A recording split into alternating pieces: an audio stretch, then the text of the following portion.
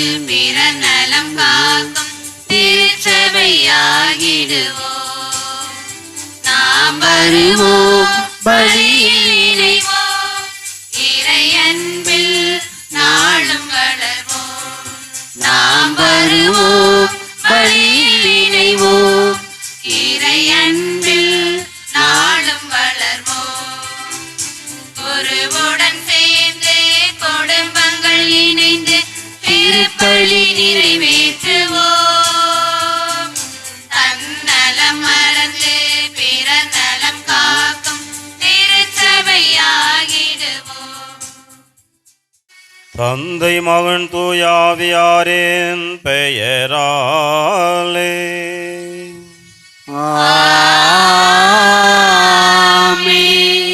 நம் ஆண்டவராய இயேசு கிறிஸ்துவின் அருளும் இறை தந்தையின் அன்பும் தூய ஆவியாரின் தோழமையும் உங்கள் அனைவரோடும் இருப்பதாக.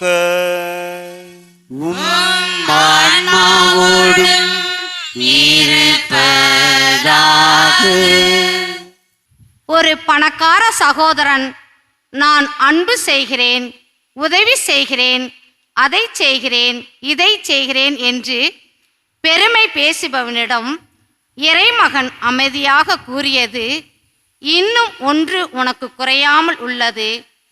உன்னிடம் உள்ளதை எல்லாம் ஏழைகளுக்கு பகிர்ந்து கொடு. அவன் அமைதியாக சென்று விட்டான் என்று கூறுகிறது. இறை வார்த்தையில், ஆம் அன்பு சகோதரரே, மேடையேறி நன்கொடை வழங்குவதில் அல்ல, உன் அன்பு பரிவு வழக்கை செய்வதை இடது கைக்கு கூட தெரியா வண்ணம் நன்மைகளை செய். இதற்கு நம் விண்ணக தந்தையிடம் பல மடங்கு கைமாறு உனக்கு அருள்வார் என்ற நம்பிக்கையோடு இந்த கல்வாரி பலியில் பக்தியோடு பங்கேற்போம்.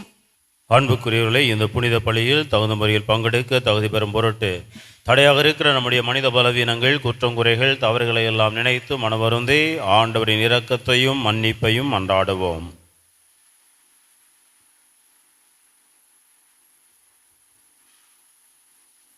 எல்லாம் உள்ள இறைவனிடமும் நான் பாவியை ஏற்றுக்கொள்கிறேன். ஏனெனில் என் சிந்தனையாலும் சொல்லாலும் செயலாலும் கடமையில் தவறியதாலும் பாவங்கள் பல செய்தேன். என் பாவமே, என் பாவமே, என் பெரும் பாவமே. ஆகையால் எப்பொழுதும் கன்னியான தூய மரியாவையும் வானதூதர் புனித அனைவரையும் சகோதர சகோதரியரே உங்களையும் நம் இறைவனாகிய ஆண்டவரிடம் எனக்காக வேண்டிக் கொள்ள மன்றாடுகிறேன். எல்லாம் வல்ல இறைவன் நம்மீது இரக்கம் வைத்து நம்முடைய பாவங்கள் குற்றம் குறைகள் தவறுகளை எல்லாம் மன்னித்து நாம் அனைவரையும் நிலை வாழ்வுக்கு அழைத்துச் செல்வாராக. ஆமென்.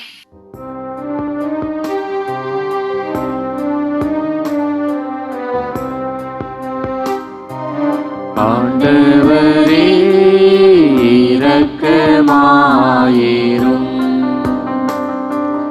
ஆண்டவரே இரக்கமாயிரும். கிறிஸ்துவே இரக்கமாயிரும். கிறிஸ்துவே இரக்கமாயிரும்.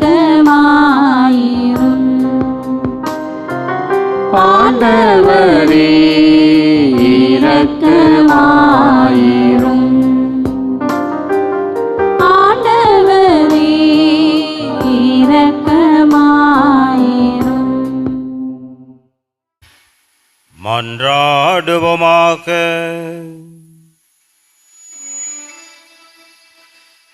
இறைவா, உம்மை எதிர்நோக்கியிருப்போரின் ஆற்றலானவரே, உம்மால் அன்றி வலுவற்ற எங்களால் ஒன்றும் செய்யலாது.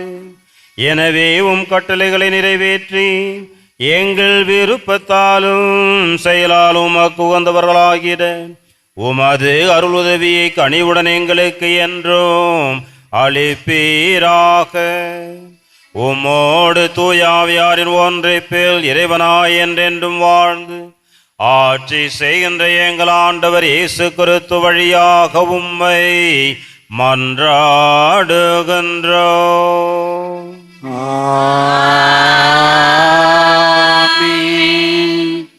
அரசர்கள் முதல் நூலிலிருந்து வாசகம்.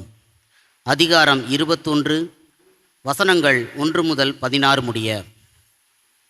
அந்நாட்களில் இஸ்ரேலனாகிய நாபோத்துக்கு இஸ்ரேலில் சமாரிய அரசன் ஆகாபின் அரண்மனை அருகில் ஒரு திராட்சை தோட்டம் இருந்தது. ஆகாபு நாபோத்திடம், உன் திராட்சை தோட்டம் என் அரண்மனை அருகில் இருப்பதால் நான் அதை காய்கறி தோட்டம் ஆக்கும்படி என்னிடம் கொடுத்துவிடு. அதற்கு பதிலாய் அதைவிட நல்ல திராட்சை தோட்டத்தை உனக்கு தருவேன். உனக்கு விருப்பமானால் அதன் விலையை வெள்ளியாகி தருகிறேன் என்றான். அதற்கு நாபோத்து ஆகாபிடம், என் மூதாதையரின் உரிமை சொத்தை நான் உனக்கு கொடாதவாறு ஆண்டவர் எம்மை காப்பாராக என்றான். என் மூதாதையரின் உரிமை சொத்தை உமக்கு கொடுக்க மாட்டேன் என்று இஸ்ரேலனாகிய நாபோத்து தன்னிடம் சொன்ன வார்த்தைகளை முன்னிட்டு ஆகாபு ஆத்திரத்துடனும் கோபத்துடனும் தன் அரண்மனைக்கு வந்தான். முகத்தை திருப்பிக் கொண்டு தன் கட்டிலில் படுத்து கிடந்தான். உணவருந்த மறுத்துவிட்டான். அப்போது அவனுடைய மனைவி ஈசபேல் அவனிடம் வந்து, நீர் ஏன் மனம் சோர்ந்திருக்கிறீர், ஏன் உணவருந்தவில்லை என்று அவனை கேட்டாள். அதற்கு அவன் அவளிடம், நான் இஸ்ரேலனாகிய நாபோத்திடம் பேசினேன். உன் திராட்சை தோட்டத்தை அதற்கான வெள்ளிக்கு எனக்கு கொடுத்துவிடு. உனக்கு விருப்பமானால் அதற்கு பதிலாக வேறு திராட்சை தோட்டத்தை தருவேன் என்றேன். அதற்கு அவன், என் திராட்சை தோட்டத்தை உமக்கு தரமாட்டேன் என்று சொல்லிவிட்டான் என்றான். அப்போது அவன் மனைவி ஈசபேல் அவனை நோக்கி, இஸ்ரேலின் அரசராகிய நீர் இப்படியா நடந்து கொள்வது? எழுந்திருந்து உணவருந்து மனமகிழ்வாயிரும். இஸ்ரேலனாகிய நாபோத்தின் திராட்சை தோட்டத்தை நானே உம்மிடம் ஒப்படைக்கிறேன் என்றாள். எனவே அவள் ஆகாபின் பெயரால் மடல்கள் எழுதி அவற்றில் அவனது முத்திரையை பொறித்து அம்மடல்களை நாபோத்துடன் நகரில் குடியிருந்த பெரியோருக்கும் உயர்குடி மக்களுக்கும் அனுப்பினாள். அம்மடல்களில் அவள், நீங்கள் ஒரு நோன்பு அறிவித்து நாபோத்தை மக்கள் முன்னிலையில் அமரச் செய்யுங்கள். அவனுக்கு எதிராய் இழிமனிதர் இருவரை ஏவிவிட்டு, நீ கடவுளையும் அரசரையும் பழித்துரைத்தாய் என்று அவன் மீது குற்றம் சாட்டச் செய்யுங்கள். பின்னர் அவனை வெளியே கொண்டு போய் கல்லால் எறிந்து கொன்று போடுங்கள் என்று எழுதியிருந்தாள். நாபோத்துடன் அந்நகரில் குடியிருந்த பெரியோரும் உயர்குடி மக்களும் ஈசபேல் தமக்கு அனுப்பிய மடல்களில் எழுதியிருந்தவாறே செய்தனர். அவர்கள் ஒரு நோன்பு அறிவித்து நாபோத்தை மக்கள் முன்னிலையில் அமர்த்தினர். அப்பொழுது அந்த இழிமனிதர் இருவரும் வந்து நாபோத்துக்கு எதிரே உட்கார்ந்தனர். அந்த இழிமனிதர் மக்களை பார்த்து, நாபோத்து கடவுளையும் அரசரையும் பழித்துரைத்தான் என்று அவன் மீது குற்றம் சாட்டினர். எனவே அவர்கள் அவனை நகருக்கு வெளியே கொண்டு போய் கல்லால் எறிந்து கொன்றனர். பிறகு அவர்கள், நாபோத்து கல்லால் எரியுண்டு மடிந்தான் என்று ஈசபேலுக்கு செய்தி அனுப்பினர். நாபோத்து கல்லால் எரியுண்டு மடிந்ததை ஈசபேல் கேட்டவுடன் அவள் ஆகாபை நோக்கி, நீர் எழுந்து சென்று இஸ்ரேலனாகிய நாபோத்து உமக்கு விற்க மறுத்த அதே திராட்சை தோட்டத்தை சொந்தமாக்கி கொள்ளும். நாபோத்து உயிரோடு இல்லை, அவன் இறந்து போனான் என்றாள். நாபோத்து இறந்து போனதை ஆகாபு கேட்டு இஸ்ரேலனாகிய நாபோத்தின் திராட்சை தோட்டத்தை உடைமையாக்கி கொள்ள புறப்பட்டு போனான். ஆண்டவரின் அருள்வாக்கு. இறைவனுக்கு நன்றி.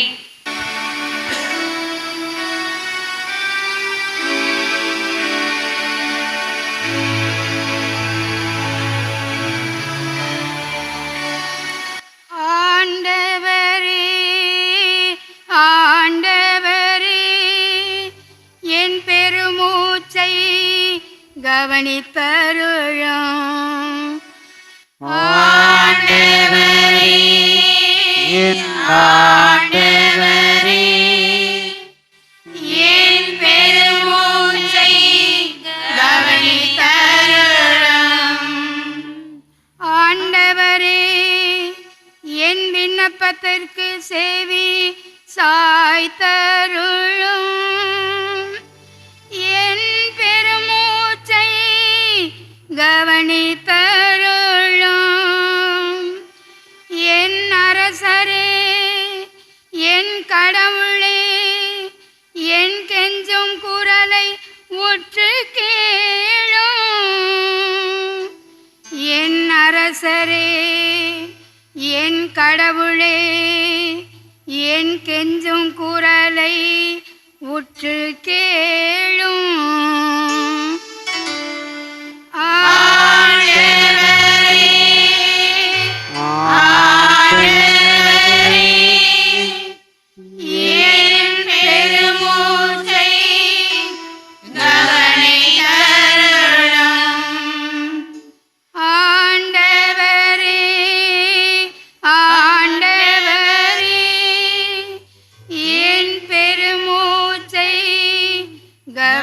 கவனித்தருளும்.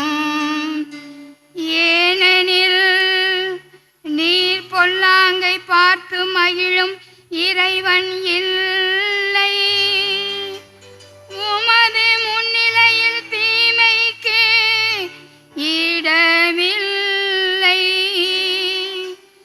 ஆணவமிக்கோர் உமது கண்முன் நிற்க மாட்டார்.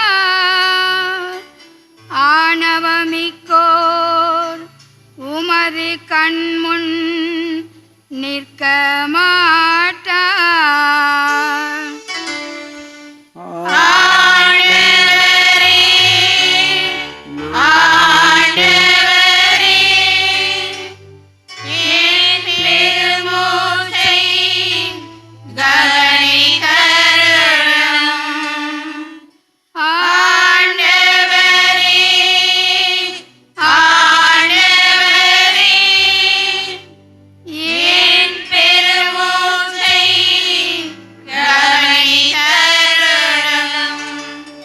தீங்கிழைக்கும் அனைவரும் நீர் வெறுக்கின்றீர்.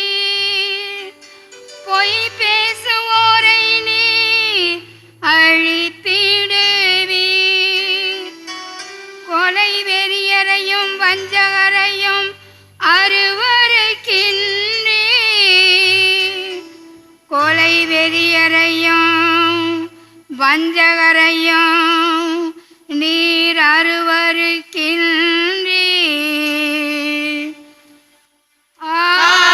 ஆண்டவரே, ஆண்டவரே,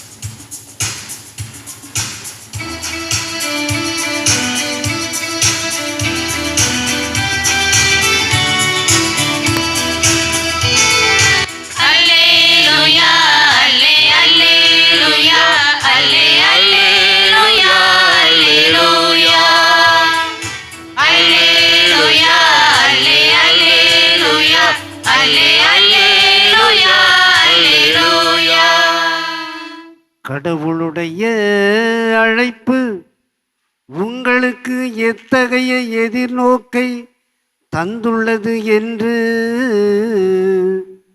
நீங்கள் அறியுமாறு உங்கள் அகக்கண்கள் ஒளியூட்ட பெறுவனவாக.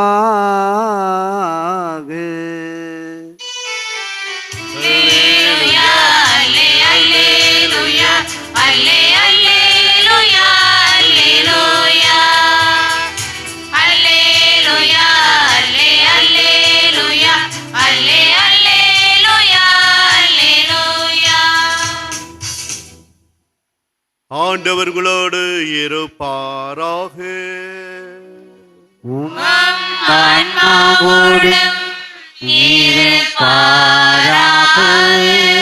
மத்தேயு எழுதிய தூய நற்செய்தியிலிருந்து வாசகம்.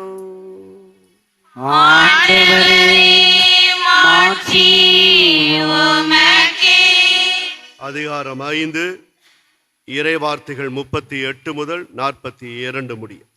அக்காலத்தில் இயேசு தம் சீடரை நோக்கி கூறியது: கண்ணுக்கு கண், பல்லுக்கு பல் என்று கூறப்பட்டிருப்பதை கேள்விப்பட்டிருக்கிறீர்கள்.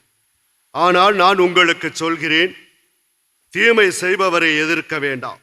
மாறாக உங்களை வலக்கண்ணத்தில் அறைபவருக்கு மறு கன்னத்தையும் திருப்பி காட்டுங்கள். ஒருவர் உங்களுக்கு எதிராக வழக்கு தொடுத்து உங்கள் அங்கே எடுத்துக்கொள்ள விரும்பினால் உங்கள் மேலுடையும் அவர் எடுத்துக்கொள்ள விட்டுவிடுங்கள்.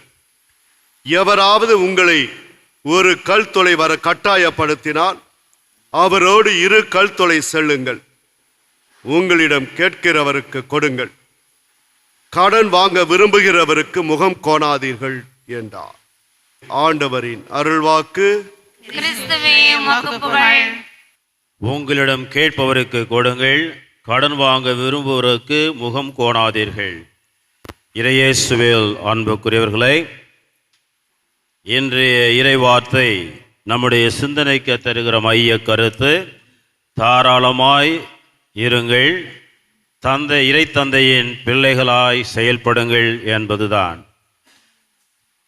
நாம் கடவுளை இறை தந்தை என்று நம்பி ஏற்றுக்கொள்வோமேயானால், இயேசுவை நமது மீட்பராக ஏற்றுக்கொள்வோமேயானால், நம்முடைய வாழ்வில் அதை செய்து காட்டுவதற்கான வழிமுறை, ஒழுங்குமுறை, நெறி சார்ந்த வாழ்வு என்ன என்றால் தாராளமாக செயல்படுவர். ஏனென்றால் நம்முடைய கடவுளும் எல்லாவற்றிலும் தாராளமாக இருக்கக்கூடியவர். இன்றைய முதல் வாசகமும் நற்செய்தி வாசகமும் இதைத்தான் நமக்கு வெளிப்படுத்துகிறது. முதல் வாசகத்தில் ஆகாப்பு என்ற இஸ்ராயலர் அரசர் எப்படி தன்னுடைய சுயநலத்தால் செயற்பட்டதனால் ஒரு ஏழை விவசாயி பாதிக்கப்படுகிறார். அதே வேளையில் அப்படிப்பட்ட வன்முறை மக்கள் வாழ்விலும் சமூகத்திலும் தொடர்வதை தடுப்பதற்கு இயேசு காட்டும் வழிமுறை என்ன என்பதுதான் நற்செய்தி வாசகம். ஒரு வாழ்வியல் தத்துவம் இருக்கிறது. அது என்ன என்றால், உணர்ச்சி வசப்படும் போது எந்த முடிவும் எடுக்காதே, மகிழ்ச்சியால் இருக்கும்போது எந்த வாக்குறுதியும் கொடுக்காதே, அடுத்தவர் அழுகையில் இரக்கம் காட்டாதே என்பதுதான். உணர்ச்சி வசப்பட்டு கோபப்படும் போது, விரக்தி அடையும் போது, இல்லைங்களா, பகை விருப்பு வரும்போது, கோபத்தின் உச்சத்தில் இருக்கும்போது எந்த முடிவெடுத்தாலும் அது தவறாக தான் முடியும். அதுதான் சண்டைக்கும் வன்முறைக்கும் குடும்பத்தில் பிரச்சனைக்கும் ஏன் தற்கொலைக்குமே காரணம் உணர்ச்சி வசப்பட்டு முடிவெடுப்பது. இன்னொன்று, மகிழ்ச்சியில் வாக்குறுதி கொடுத்தோம்னா கண்டபடி வாக்குறுதி கொடுத்துருவான். ஏன்னா அவ்வளோ சந்தோஷம், நீ கேட்குறதெல்லாம் கேளு, நான் கொடுக்குறதெல்லாம் கொடுத்துறேன்னு சொல்லுவான். அப்புறமேல வருந்துவோம். அதே போல் அடுத்தவங்க அழுகிறாங்கன்னு சொல்லிட்டு இறக்கப்பட்டோன்னு வச்சுங்க, கடைசியில் அழுதே நம்மளை ஏமாற்றி போயிடுவாங்க. உண்மையாக இருக்கிறவங்களும் இருக்கிறாங்க. ஆனால் நம்ம முன்னால் அழுகிற மாதிரி, துன்பம் படுற மாதிரி அழுது நடித்து நம்மளை இறக்கப்பட வச்சு நம்மளே ஏமாற்றிடுவாங்க. அதனால்தான் உணர்ச்சி வசப்படும் போது எந்த முடிவும் எடுக்காதே, மகிழ்ச்சியாக இருக்கும்போது எந்த வாக்குறுதியும் கொடுக்காதே, பிறருடைய அழுகையில் அவ்வளோ சீக்கிரத்தில் இரக்கம் காட்டாதே என்பது. இந்த முதல் வாசத்தை பாருங்கள். ஆகாப்புக்கு என்ன குறைச்ச? அவர் ஒரு அரசர். ஒரு சக இஸ்ராயலர் ஒரு ஏழை தொழிலாளி கொஞ்சோண்டு நிலம் வச்சிருக்கிறாரு. அதில் திராட்சை தோட்டம் போட்டு தன்னுடைய வாழ்வாதாரத்தை உருவாக்கி கொண்டு குடும்பத்தை நடத்தி கொண்டு இருக்கிறார். அவர் அவரது நிலம் அரசனுடைய நிலத்து பக்கத்தில் இருக்குது.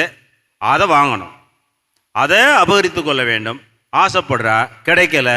அரசரென்றும் பார்க்காமல் ஏழை விவசாயி தன்னுடைய சொந்த நிலத்தை, இஸ்ராயலர் பாரம்பரியமாக தனக்கு கிடைத்த நிலத்தை தரமாட்டேன்னு சொல்லுகிறார். விளைவு என்ன? உணர்ச்சி வசப்படுகிறார்.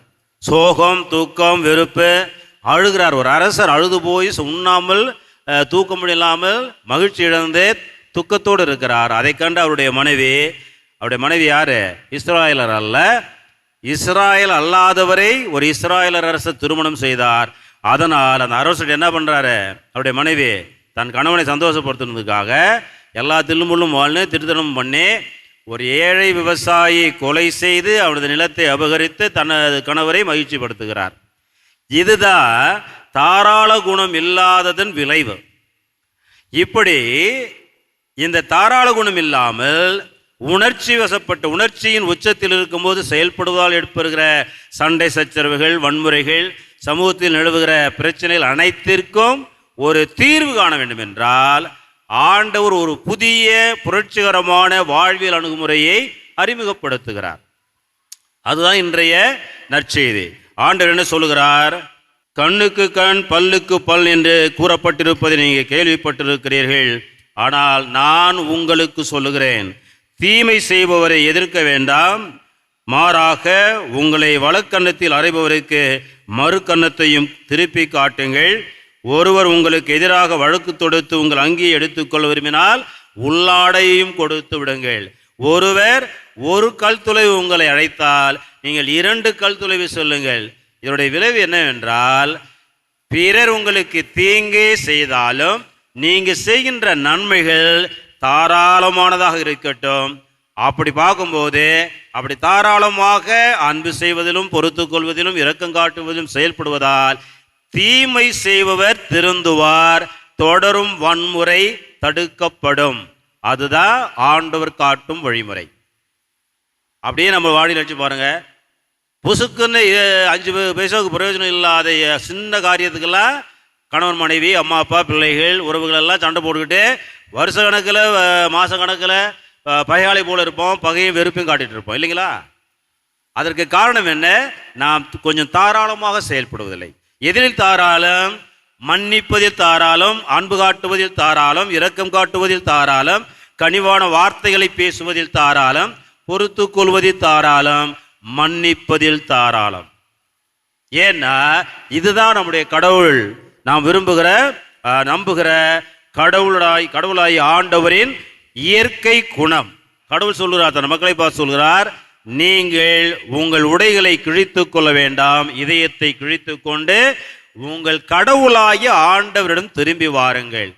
ஏனென்றால் உங்கள் கடவுள் அருள் நிறைந்தவர், இரக்கம் மிக்கவர், நீடிய பொறுமையுள்ளவர், பேரன்பு மிக்கவர், செய்ய கருதிய தீங்கை குறித்து மனம் மாறுகிறவர். இதுதான் இறை தந்தையாகிய நமது கடவுளின் செயல்பாடு, குணம், பண்பு. அதைத்தான் இயேசுவும் தன்னுடைய வாழ்வில் வாழ்ந்து காட்டினார். இயேசு இந்த பேரன்பை, நீடிய பொறுமையுள்ள குணத்தை, இரக்கத்தை, கனிவை, அருள் நிறைந்த செயல்பாட்டை எப்படி வாழ்ந்து காட்டினார்? தாராளமாக வாழ்ந்து காட்டினார். எவ்வளவு தாராளம்! சிலுவையில் தம்மை துன்புறுத்தி இறப்பவருக்கு அன்பு காட்டுவதற்கு, மன்னிப்பதற்கு, அவர்களுக்கு அருள் வாழ்வு தருவதற்கு சிலுவையில் இறக்கும் அளவுக்கு தாராளமானவர். இந்த நம்முடைய குடும்பத்தில், நம்முடைய வாழ்வியல் அணுகுமுறையில் நாம் எவ்வளவு தாராள குணத்தோடு இருக்கிறோம்? பெற்றோர்கள் பிள்ளைகளிடத்தில் எவ்வளவு தாராளமாக இருக்கிறோம்? கேட்கறதெல்லாம் வாங்கி கொடுக்கறது தாராளம் இல்லை இல்லைங்களா? பிள்ளைங்க செய்கிறதெல்லாம் ஆமாம் ஆமான்னு சொல்லி அங்கீகரிக்கிறது தாராளம் அல்ல இல்லைங்களா? அன்பு செய்யும் போது அன்பு செய்ய வேண்டும், நல்லது செய்யும் போது பாராட்ட வேண்டும், தவறு செய்யும் போதும் கண்டித்து திருத்த வேண்டும். அதுதான் பெற்றோருடைய பண்பு. ஆகவே பெற்றோர் பிள்ளை உறவில் நாம் ஒருவருக்கொருவர் எவ்வளவு தாராளமாக இருக்கிறோம்? கணவன் மனைவி ஒருவருக்கொருவர் எவ்வளவு தாராளமாக செயல்படுகிறார்கள்? குறிப்பாக பிரச்சனை வரும்பொழுது, உணர்ச்சி வசப்படும் போது, கோபம் வரும்போது எந்த அளவுக்கு தாராளமாக விட்டு கொடுத்து அன்பு செய்து ஒருத்தர் பொறுத்துக்கிட்டு புரிஞ்சுக்கிட்டு செயல்படுகிறோம். வயதான பெற்றோராக இருந்தாலும் சரி, குடும்ப உறவினராலும் சரி, மற்றவர்களிடமிருந்து பழகுகின்ற முறையிலாலும் சரி, அல்லது மற்றவர்கள் தவறு செய்யும் போதும் சரி, எவ்வளவு தாராள குணத்தோடு அவர்களை பொறுத்து கொண்டு மன்னித்து செயல்பட தயாராக இருக்கிறோம் என்று சிந்திக்க வேண்டும். அன்பார்ந்தவர்களே, இன்று நம்முடைய வாழ்வியல் முறையில் ஆண்டவர் கற்றுக் கொடுக்கிற இந்த புரட்சிகரமான தீமை, வளரும் தீமையை, வன்முறையை தடுப்பதற்கான இந்த அணுகுமுறை பின்பற்றும் போது ஒரு சின்ன அணுகுமுறை. இப்போ கணவன் மணி ஏதோ ஒரு காரணத்தினால சண்டை போட்டுக்கிறான்னு வச்சுங்களேன், கோப்பப்படுவது, உணர்ச்சிப்படுவது, சண்டை போடுறதெல்லாம் மனித இயல்பு, மனித வாழ்க்கையில் நடக்கும். ஆனால் அதை நாம் அந்த தீமை, வன்முறை எவ்வாறு வளராமல் தடுக்க நாம் பங்களிக்கிறோம், செயல்படுகிறோம் என்பதுதான் முக்கியம். இப்போ கணவன் மனைவி சண்டை போட்டுக்கும் போது, கோவப்படும் போது என்ன பண்ணுவான்? மனைவி கோவப்பட்டு திட்டினா உடனே கணவனை கோவப்பட்டு திட்டினா என்ன ஆவா? எரியிற நெருப்பில் என்ன ஊதுற மாதிரி தான். இறந்தார் இறந்தார் அணையார் சினத்தை, துறந்தார் துறந்தார் துணை அப்படின்னு சொல்லுவதுடைய அர்த்தம், ஒருவர் அதிகமான சினம் கொள்ளும் பொழுது அவர் இருந்தாலும் வாழ்ந்தாலும் இறந்தவர் போல் ஆவர். ஆனால் அதே நபர் யாரெல்லாம் அதிகமான சினத்தை கட்டுப்படுத்துகிறார்களோ, துறக்கிறார்களோ, அவர்கள் ஒரு சிறந்த துறவியை போல இருக்கிறார்கள் என்கிறார். இன்னும் அதை பற்றி சொல்லும் பொழுது, தன்னைத்தான் காக்கேன் சினங்காக்க காவாக்கால் தன்னையே காத்துவிடும், அழித்துவிடும். அப்படின்னா தன்னை காக்க விரும்புகிறவர்கள் முதல்ல என்ன பண்ண? தன்னுடைய உணர்ச்சியிலிருந்து, கோபத்திலிருந்து தன்னை காத்துக்கொள்ள வேண்டும். இல்லை என்றால் அந்த கோபம் அவர்களையே அழித்துவிடும் என்று திருவள்ளுவர் சொல்கிறார். அதுதான் எல்லா பகைக்கும், பழி வாங்குவதற்கும், வெறுப்புக்கும், சண்டை சச்சரவுகளுக்கும், வன்முறை தொடர்வதற்கும் காரணம். அந்த அடிப்படை காரணத்தை கட்டுப்படுத்தினால் தொடரும் வன்முறை தடுக்கப்படும். மனித வாழ்வில், குடும்பத்தில் மகிழ்ச்சி, சமாதானம் நிலவும். அருள் வாழ்வில் நிலைத்திருக்க முடியும். மனித உறவுகள் வளரும். மனிதர் ஒருவரை ஒருவர் அன்பு செய்து தாராளமாக செயல்பட்டு போற்றி உற்சாகப்படுத்த முடியும். இதைத்தான் புனித பிரான்சிஸ் அலேசியார் சொல்கிறார், முடிந்த அளவுக்கு எல்லாரிடமும் பொறுமையாயிருங்கள், முதலாவதாக உங்களிடமே நீங்கள் பொறுமையாக இருக்க கற்றுக்கொள்ளுங்கள் என்பது. அதுதான் நமக்கு அடிப்படை தேவை. முதல்ல நம்முடைய கோபத்தை கட்டுப்படுத்த வேண்டும், நம்ம கோபத்தை உணர்ச்சியை கட்டுப்படுத்த வேண்டும். நம்மிடையே நாம் பொறுமையாக இருக்க கற்றுக்கொள்ள வேண்டும். தாராளமாக இருக்க கற்றுக்கொள்ளும் பொழுது அடுத்தவரிடமும் நாம் தாராளமாக செயல்படுவோம். அதன் வழியாக இறைவன் நம்மிடத்தில் அன்பு செய்வதில், பேரன்பு காட்டுவதில், இரக்கம் காட்டுவதில், கனிவு காட்டுவதில், தாராளம் காட்டுவது போல நாமும் தாராளமாக இந்த பண்புகளை செயல்படுத்துவதில் செயல்பட்டு இறைத்தந்தின் பிள்ளைகளாக வாழ முடியும். குடும்பத்திலும் அமைதி, சமாதானம் நிலவவும், வன்முறையும் துன்பங்களும் பிரச்சனைகளும் தீர்க்குவதற்கும் காரணமாக இருக்கும் என்பதை உணர்ந்து நாம் தாராளமாக செயல்பட, இறைத்தந்தையின் பிள்ளைகளாக வாழ்ந்திட, இயேசுவுக்கு என்றும் நம்முடைய குடும்பத்திலும் வாழ்விலும் சான்று பகர்ந்திட இறையருளை மன்றாடுவோம். ஆமேன். இப்பொழுது நாம் அனைவரும் எழுந்திருந்து ஒவ்வொரு நாளும் தன்னுடைய இறை பராமரிப்பினாலும் ஆவின் ஆற்றலாலும் நம்மை ஆட்கொண்டு வழிநடத்தி பராமரித்து காத்து வரும் தந்தையாம் இறைவனிடம் நம்முடைய தேவைகள், குடும்பத்தின் தேவைகள், நாட்டின் தேவைகளுக்காக உருக்கமாக மன்றாடுவோம். இரக்கத்தின் இறைவா, உமது திரு அவையை வழிநடத்தும் திருத்தந்தை, ஆயர்கள் மற்றும் துறவரத்தார் அனைவரையும் ஆசீர்வதித்து நல்ல உடல் உள்ள சுகம் தந்து நற்செய்தியின் தூதுவர்களாக உமது இரக்கத்தின் அடையாளமாக வாழ்ந்திட அருள் தர வேண்டும் என்று ஆண்டவரை உம்மை மன்றாடுகிறோம். ஆண்டவரே, எங்கள் மன்றாட்டை கேட்டருளும். அன்பின் ஆண்டவரே, எமது குடும்பங்களில் உமது அன்பையும் இரக்கத்தையும் ஒருவர் ஒருவரோடு தாராளமாய் பகிர்ந்து பகை வெறுப்பை நீக்கி பாசம் காட்டி வாழ அருள் தர வேண்டும் என்று ஆண்டவரே உம்மை மன்றாடுகிறோம். ஆண்டவரே, எங்கள் மன்றாட்டை கேட்டருளும். ஒளியாம் இறைவா, எமது சிறுவர்களும் இளையோரும் அன்பு, இரக்கம், பரிவு, பணிவு, மன்னிப்பு ஆகிய பண்புகளில் வளர்ந்து சொல்லிலும் செயலிலும் வன்முறை நீங்கி தாராள உள்ளத்தோடு செயல்பட்டு நேர்மறை பார்வையோடு வாழ்வில் வளர்ந்திட அருள் தர வேண்டுமென்று இறைவா உம்மை மன்றாடுகிறோம். ஆண்டவரே, எங்கள் மன்றாட்டை கேட்டருளும். சமாதானத்தின் இறைவா, எமது சமுதாயத்தில் அமைதி நிலவவும் மக்களிடத்தில் சகோதர உணர்வு வளர்ந்திடவும் பகையும் வெறுப்பும் நீங்கி வன்முறை செயல்கள் மறைந்து உமது இறையாட்சி எம்மில் நிலைவிட இறைவா அருள்தர வேண்டுமென்று ஆண்டவரே உம்மை மன்றாடுகின்றோம். ஆண்டவரே எங்கள் மன்றாட்டை கேட்டருளும். நலமளிக்கும் இறைவா, உடல் நலம் குன்றி பல வகை பிரச்சனைகளை சந்திக்கும் எமது சகோதர சகோதரிகளை நீ நிறைவாய் ஆசீர்வதித்து அவர்களுக்கு உடல் உள்ள சுகம் தரவும், பிரச்சனைகள் தீர்ந்து துன்பங்கள் மறைந்து வாழ்வில் மகிழ்ச்சி நிறைந்திட இறைவா உம்மை மன்றாடுகிறோம். ஆண்டவரே எங்கள் மன்றாட்டை கேட்டருளும். எங்கள் அன்பு தந்தை இறைவா, உம்முடைய அருட்கொடைகளுக்கும் ஆசிருக்கும் இறை பராமரிப்பிற்கும் நன்றி கூறுகிறோம். இதோ உம்முடைய பிள்ளைகளாகிய நாங்கள் என்று உம்மிடம் சமர்ப்பித்திருக்கிற எங்களுடைய மன்றாட்டுகள், உள்ளத்தின் ஏக்கங்கள், செபங்கள், அன்றாட தேவைகளை ஏற்று உம்முடைய இறை சித்தத்தின்படியே எங்களுக்கு வேண்டிய அனைத்து தேவைகளையும் நிறைவாக தர வேண்டும் என்று எங்கள் ஆண்டவரும் மீட்பரும் ஆகிய இயேசுவின் வழியாக உம்மை மன்றாடுகின்றோம். ஆமென்.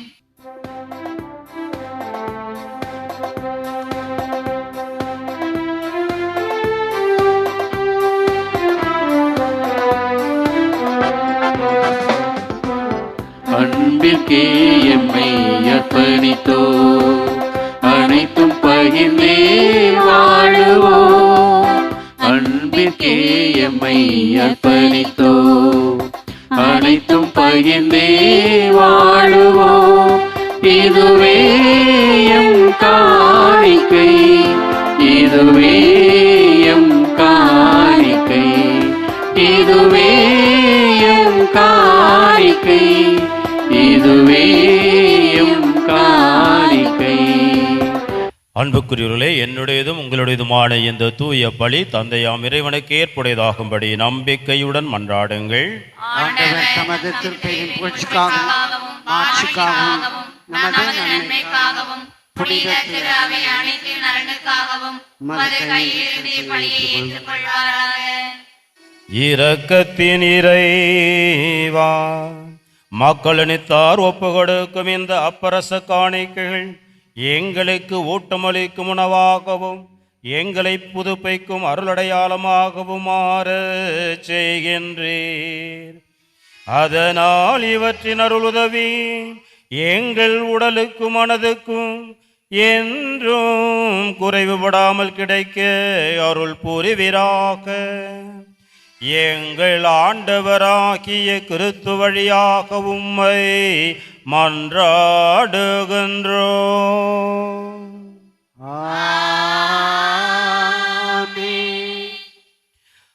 ஆண்டவர் உங்களோடு இருப்பாராக.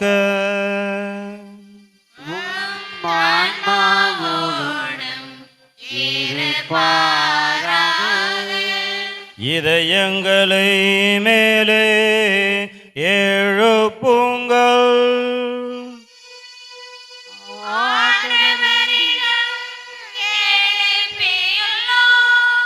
நாம் இறைவனாகிய ஆண்டவருக்கு நன்றி கூறுவோம்.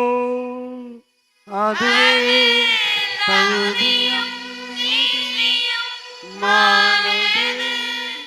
ஆண்டவரே, தூயவரான தந்தையே, என்றும் உள்ள எல்லாம் வல்ல இறைவா, என்னாலும் எவ்விடத்திலும் நாங்கள் உமக்கு நன்றி செலுத்துவது மெய்யாகவே தகுதியோம் நீதியோமாகும். எங்கள் கடமையும் மீட்புக்குரிய செயலுமாகும். ஏனெனில் எங்கள் புகழுரை உமக்கு தேவையன்று, ஆயினும் நாங்கள் உமக்கு நன்றி செலுத்துவது உமது அருட்கொடையாலேயே. நாங்கள் உம்மை புகழ்ந்துரைப்பது உமது மாட்சி மிகுதுபடுத்தாது எனினும் எங்கள் ஆண்டவராகிய கிறிஸ்து வழியாக நாங்கள் மீட்படைய பயன்படுகின்றது. ஆகவே வானதூதர் திரளோடு ஒன்று சேர்ந்து நாங்களும் உம்மை புகழ்ந்தேத்தி மகிழ்ச்சியுடன் அறிக்கையிட்டு பாடுவதாவது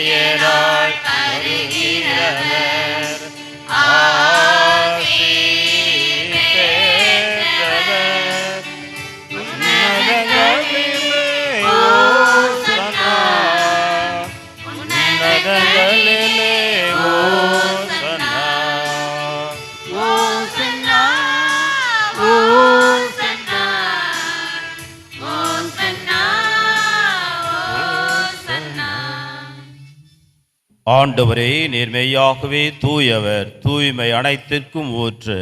ஆகவே உமது தூய ஆவியை பொழிந்து இக்காணிக்கைகளை தூய்மைப்படுத்த உம்மை தாழ்மையுடன் மன்றாடுகின்றோம். இவ்வாறு எங்கள் ஆண்டவர் இயேசு கிறிஸ்துவின் உடலாகவும் இரத்தமாகவும் எங்களுக்கு இவை மாறுவனவாக.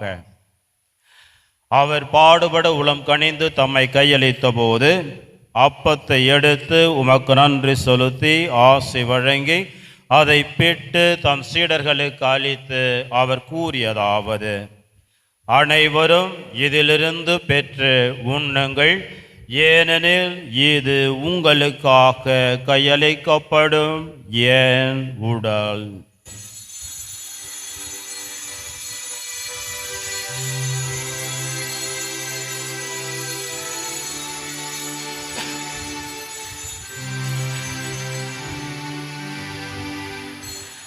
அவ்வண்ணமே இரவு விருந்தை அருந்திய பின் கிண்ணத்தையும் எடுத்து உமக்கு நன்றி செலுத்தி ஆசி வழங்கி அதை தம் சீடர்களுக்கு அளித்து அவர் கூறியதாவது: அனைவரும் இதிலிருந்து பெற்று பருகுங்கள், ஏனெனில் இது புதிய நிலையான உடன்படிக்கைக்குரிய என் இரத்தத்தின் கிண்ணம்.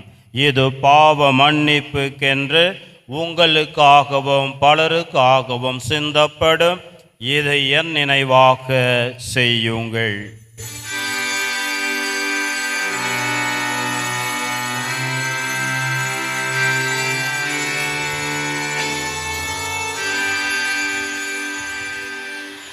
இது நம் நம்பிக்கையின் மறைபொருள். ஆண்டவரே,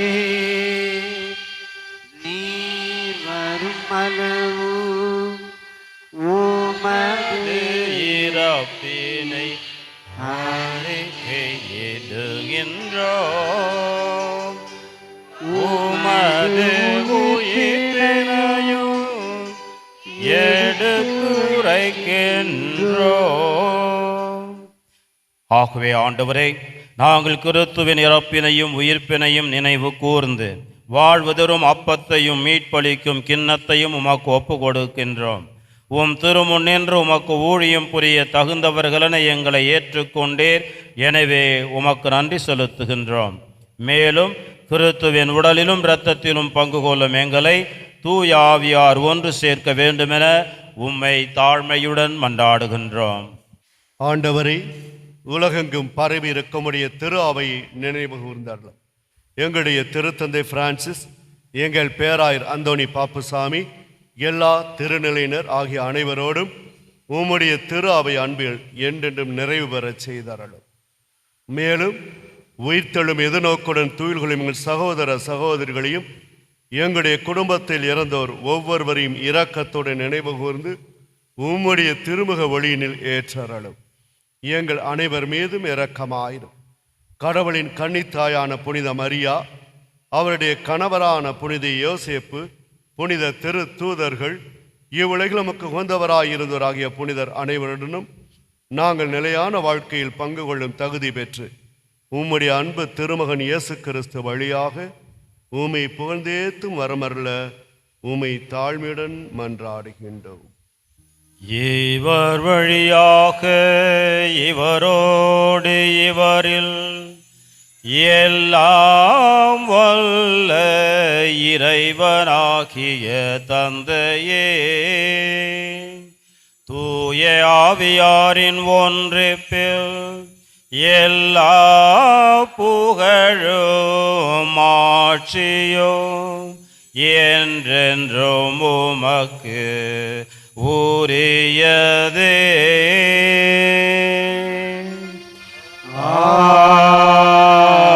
ஆமென். ஆமென். ஆமென். மீட்பரின் கட்டளையால் கற்பிக்கப்பட்டு இறைவடிப்பினையால் பயிற்சி பெற்ற நாம் நம்பிக்கையுடன் மன்றாடுவோம்.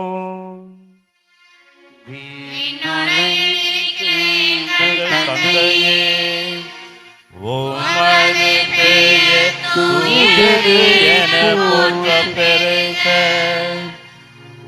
உமது ஆட்சி வருக, உமது திருவுளம் விண்ணுலகில் நிறைவேறுவது போல மண்ணுலகிலும் நிறைவேறுக. எங்கள் அன்றாட உணவை இன்று எங்களுக்கு தாரும். எங்களுக்கு எதிராக குற்றம் செய்தோரை நாங்கள் மன்னிப்பது போல எங்கள் குற்றங்களை மன்னியும். எங்களை சோதனைக்கு உட்படுத்தாதேயும், தீமையிலிருந்து எங்களை விடுவித்தருளும். ஆண்டவரே, தீமை அனைத்திலும் இருந்தும் எங்களை விடுவித்து எங்கள் வாழ்நாளில் அமைதியை கனிவுடன் அருள உம்மை மன்றாடுகின்றோம். உமது இரக்கத்தின் உதவியால் நாங்கள் பாவத்திலிருந்தும் துன்பங்கள் பிரச்சனைகள் சோதனைகளிலிருந்தும் விடுதலை பெற்று யாதொரு கலக்கமுமின்றி நலமாயிருப்போமாக. நாங்கள் எதிர்நோக்கியிருக்கும் பேரன்பத்திற்காகவும் எம் மீட்பராகிய இயேசு கிறிஸ்துவின் வருகைக்காகவும் எதிர்பார்த்திருக்கின்றோம். ஆட்சியும் வல்லமையும்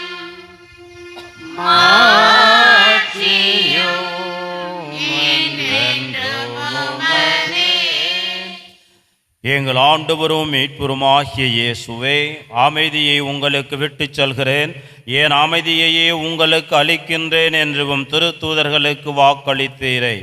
எங்களுடைய பாவங்கள் குற்றங்குறைகள் தவறுகளை எல்லாம் பாராமல் உமது திரு அவையின் நம்பிக்கையை கண்ணோக்கி உமது திருவுளத்திற்கு ஏற்ப அதற்கு தேவையான அமைதியையும் ஒற்றுமையையும் நிறைவாக தந்தருள திருவுளம் கொள்வீராக. என்றென்றும் வாழ்ந்து ஆட்சி செய்கின்றவர் நீரை.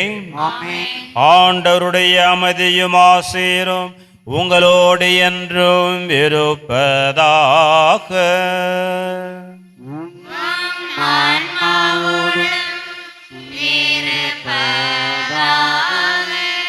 இறை ஆசிரையும் அமைதியையும் ஒருவரோடு பகிர்ந்து கொள்வோம்.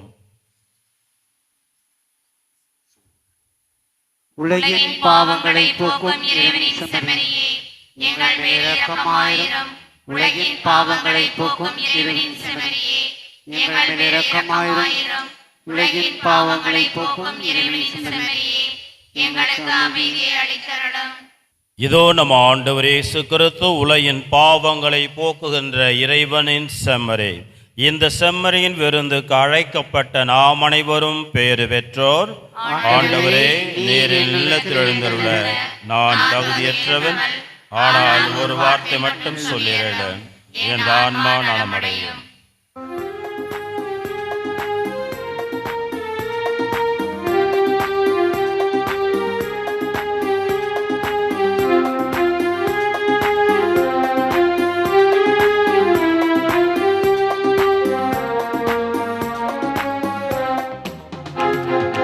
உயிரே என்றாக உணவில் ஒன்றாகி இணைந்தார், நம்மில் எழுந்தார். உயிரே என்றாக உணவில் ஒன்றாகி இணைந்தார், நம்மில் எழுந்தார்.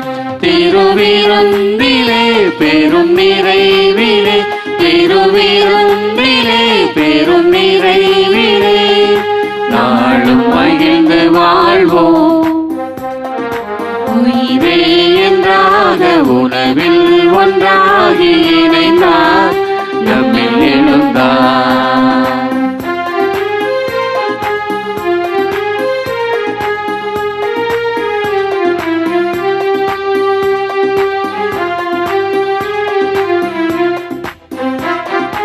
உறவோ பிரிவோ நிறைவோ குறைவோ எமக்கு பயமில்லையே. உறவோ பிரிவோ நிறைவோ குறைவோ எமக்கு பயமில்லையே.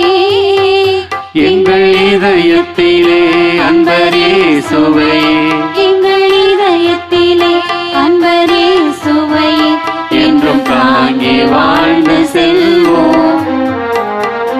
உயிரே என்றாக உணவில் ஒன்றாகி இணைந்தார், நம்மில் எழுந்தார்.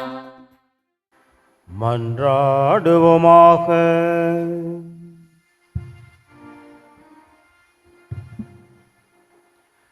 ஆண்டவரே, நாங்கள் உட்கொண்ட உமது திருவுணவு நம்பிக்கையாளர் உம்மில் ஒன்றித்திருப்பதை குறித்து காட்டுகின்றது.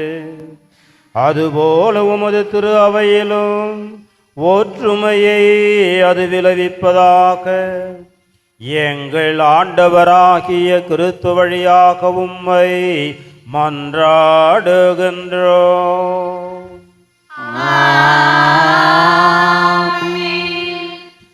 ஆண்டவர் உங்களோடு இருப்பாராக.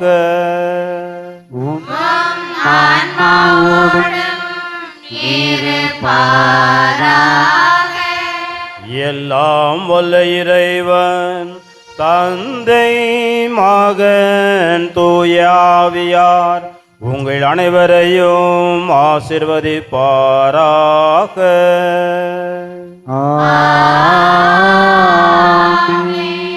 இறையன்பிலும் பிறரன்பிலும் வாழ்ந்து நற்செய்தி அறிவித்திட சென்று வாழுவோம். இத்திருப்பலி தொடரட்டும். இறைவனே